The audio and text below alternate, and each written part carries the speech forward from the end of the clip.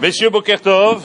Donc, aujourd'hui, l'absence de Seouda, parce que nous sommes dans l'attente, si Dieu veut, dans les heures qui viennent, des résultats du bac, qu'on entende des bonnes nouvelles, et après il y aura de grandes Seouda, de grandes Seoudotes. Et puis on dit aux jeunes là qui sont ici présents, enfin pas tous, mais enfin ceux qui sont la plupart là présents, on leur dit Chazak d'avoir été présents tous ces jours-là. Je sais que là il y a un petit week-end qui s'organise, donc profitez bien de vos vacances. Et donc ça c'est, et puis bon ben voilà, donc on attend tout à l'heure les résultats du bac, si Dieu veut qu'on ait des bonnes nouvelles. Amen. Amen. Amen. Le cours va être fait tout de suite. Les Ilouy Nishmat. Hay Ben Touné, Arazia Cohen. Hay Ben Touné, Arazia Cohen. Et Avraham Ben Shlomo. Et Esther Bat Myriam. Et Esther Bat Myriam. Ilouy Nishmatem. Bechavot, monsieur le rabbin. Boker Tov. Alors, ce matin, on a un enseignement de la Gemara de Souka. Souka, on est dessous. Amar Rabbi Yassi. Yetzer hara, batrila domé les kouré akavish. Shem yachasim lahem chashivut umesirim otam behenef yad. Ulbasof u domé la chavalim heavim shebaem moshrim karon taoun bisrora. Il y a une allusion qui est faite dans la Gemara sur le lien qui existe entre nous et notre Yetzer hara. On dit qu'au début, le Yetzer hara de l'homme, quand je dis au début, ça veut dire quand on est encore jeune, ou quand on n'est pas encore impliqué dans le monde de la faute. Au début, le Yetzer hara ressemble à une toile d'araignée, au fil d'une toile d'araignée. C'est-à-dire, un truc léger, tu peux l'enlever avec un petit coup de main comme ça, clac, tu l'enlèves, il n'y a plus rien qui tient, tout va bien.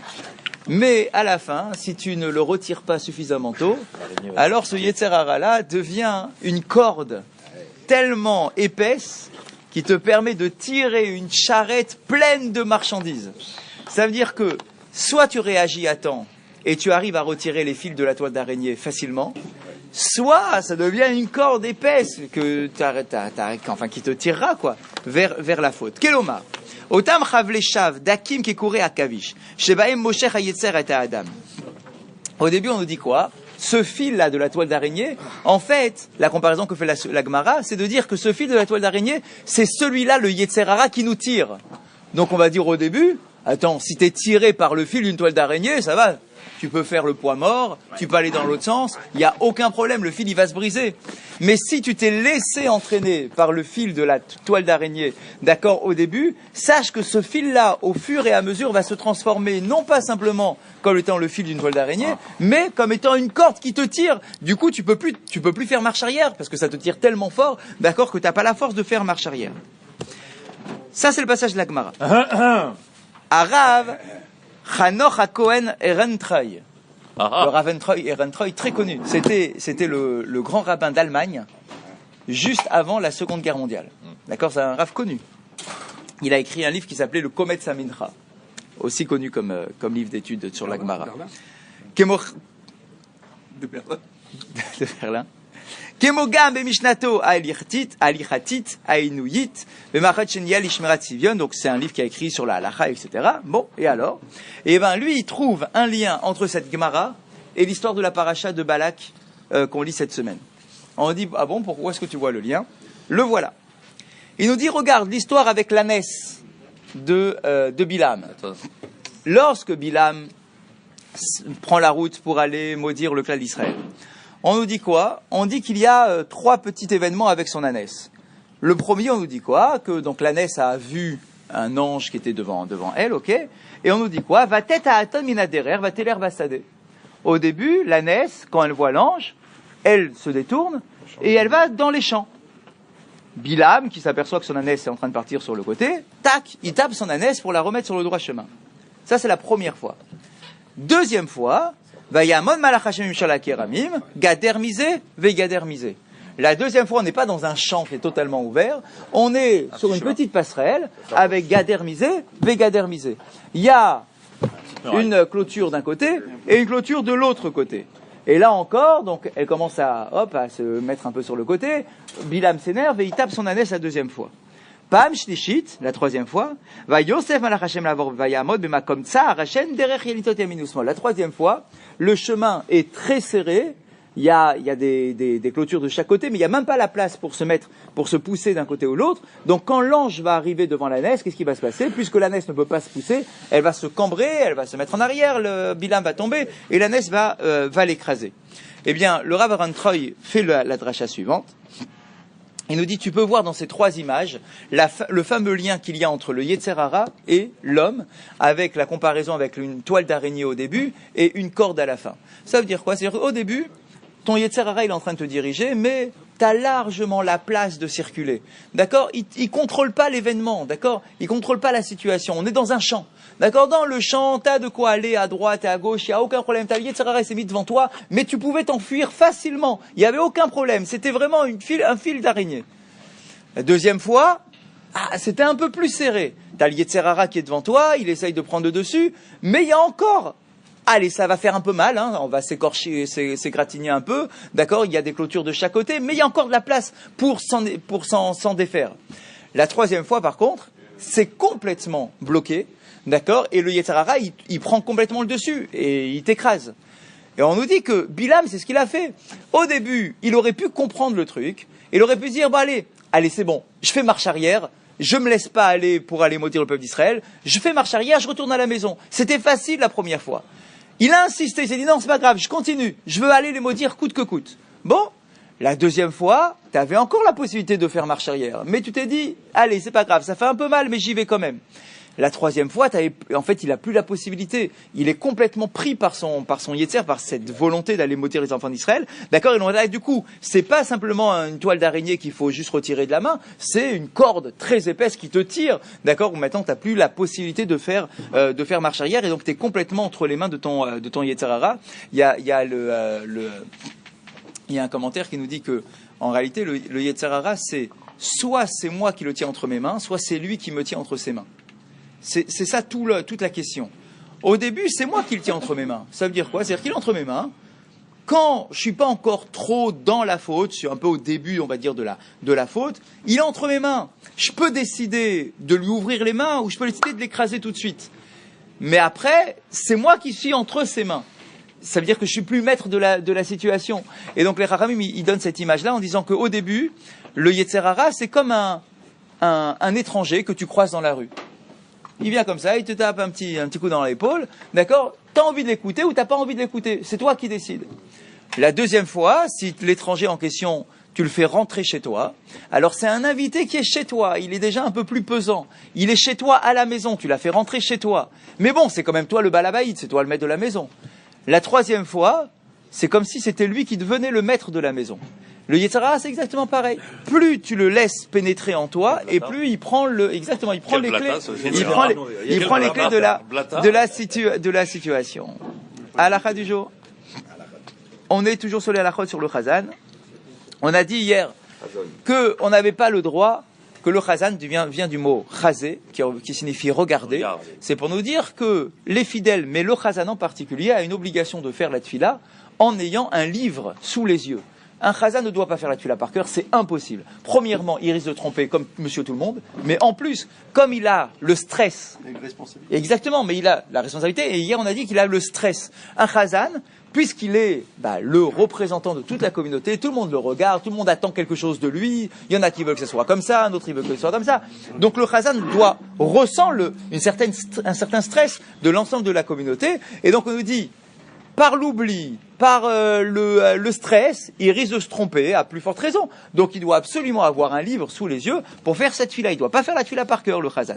Et il nous dit, et à plus forte raison, les jours particuliers, comme Rosh Chodesh, Shabbat, etc., ou Hanouka, où on rajoute des passages, et là, il y a encore plus de raisons de se tromper, d'oublier le truc, ça fait longtemps, Hanouka c'est une fois par an, le premier jour de Hanouka, tac, il faut se souvenir du texte, etc.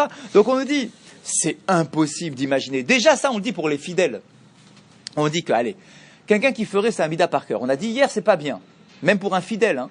On dit c'est pas bien, tu risques de te tromper, ne fais pas par cœur, tu dois avoir un livre sous la main. Mais il nous dit ici, à plus forte raison, un jour spécial. Eh ben oui, tu risques de te tromper encore plus, à Hanouka, au truc. Tout le monde ne connaît pas le texte par cœur. D'accord? Donc du coup, tu dois le faire en ayant un livre dans la main, et à plus forte raison, le chazan. Autre élément, tfilot. chez Perusham caché. Sarich Adam l'ilmod et Perusham kodem chez Mitpalel. On nous dit le Chazan, il a une mission supplémentaire. Alors c'est pas que le Chazan, en réalité c'est tout le monde, mais le Chazan en plus. On a tous une mission particulière. C'est quoi? C'est que la tfila nécessite un travail de compréhension. C'est-à-dire qu'on est censé tous faire l'effort de prendre notre tfila. Je ne parle pas à l'heure de la tfila. Quand on est à la maison, tranquillement, où on prend le temps d'étudier, pour comprendre le sens de la tfila, ne serait-ce que la traduction des mots. Et là, parce que tu peux pas imaginer que l'essentiel de la tfila, c'est tout simplement de venir à la synagogue et de prononcer des mots. C'est pas ça la tfila. La tfila, c'est de comprendre les mots que tu es en train de prononcer, sinon ça sert à rien. Omnam, gamimeno mevin kol teva mitavot tfila, dai bame she mevin et pitron ha'inyan, veyodea mahu mevakesh mibor o. Allez. Si tu n'es pas capable de comprendre chaque mot de ta tfila, allez, disons, c'est compliqué, tu parles pas bien hébreu, etc. Allez, c'est un peu compliqué. Mais au moins, le sens global de chaque paragraphe.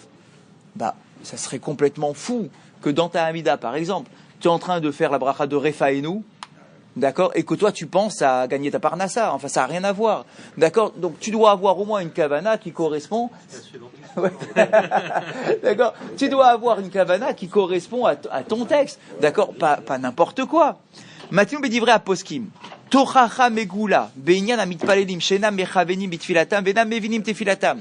On trouve un reproche, une accusation dure, sévère, de la part de nos chachamim, pour ceux qui font la tfila, mais qui comprennent rien à leur tfila. Chez Behemet, en baolam boucha ochlima kasé. Regardez ce que disent les poskim.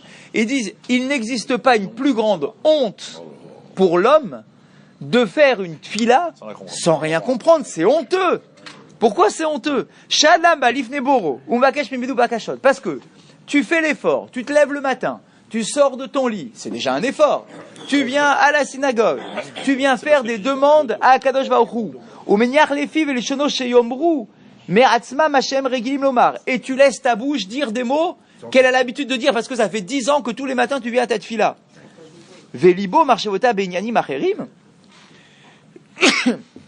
Pardon, est-ce que tu peux imaginer que ta bouche, elle dise des mots et que toi tu penses à quelque chose d'autre? C'est complètement fou, c'est honteux. Velohod, et là chez Mossi Vomer, Yule Ratson, Imrefi, Veigion, Ibilefanecha, et en plus à la fin de ta Amida, qu'est-ce qu'on dit à la fin de la Amida? On dit Yule Ratson, Imrefi, Veigion, Ibilefanecha. On dit à Toshbaoku, on dit Hachem, je t'en prie, prends en considération mes paroles, etc. Mais qu'est-ce qu'on en dit? Vealo, Hegayon, Libo, Aya Benyane Masao Matano, ou Maasa Ploni, ou Mahamar Ploni. T'es en train de dire Vehegion, Libi Lefanecha. C'est quoi Vehegion? Ça vient du raisonnement, quelque chose qui est logique, quelque chose qui est construit. Alors tu es en train de dire à Hachem, je t'en prie, prends en considération la puissance de mon raisonnement, la puissance de mes paroles, alors que toi tu n'as donné aucune puissance à tes paroles, puisque tu n'as rien compris à ce que tu as raconté. Donc on nous dit, on a l'effort, on a le devoir de faire un effort pour essayer de comprendre ce qu'on dit. Bon, alors on a toujours cette solution en disant, t'inquiète pas, il y a une particularité de l'hébreu, c'est que l'hébreu, quoi qu'il arrive, ça monte très haut dans le ciel et que ça va faire son effet. Oui, d'accord, mais quand même, si tu n'as pas, t'as pas alimenté tes paroles par un sens, par une compréhension de quelque chose, d'accord, ça, c'est complètement nu, c'est stérile ta tfila. D'accord, donc aujourd'hui, à notre époque c'est facile, aujourd'hui on a plein de tfila, de sidorim, avec la Hamida, la dernière. Pourquoi il n'y a pas beaucoup de gens qui la disent? Parce qu'elle est toute, autour de moi, j'ai demandé. Pourquoi ils la disent pas? Parce qu'elle est écrite. Pourquoi ils la disent pas? Et que j'ai fait un sondage autour de moi. Non, mais je parle pas de celle-là. Mais non, donne. Celle-là. Là, ici. Elle est en gros, celle-là. Moi, je parle de celle-là. Mais moi, je parle pas de celle-là, je parle de celle-là. Non, mais en plus, on fait 2 fois. 2 fois, d'accord?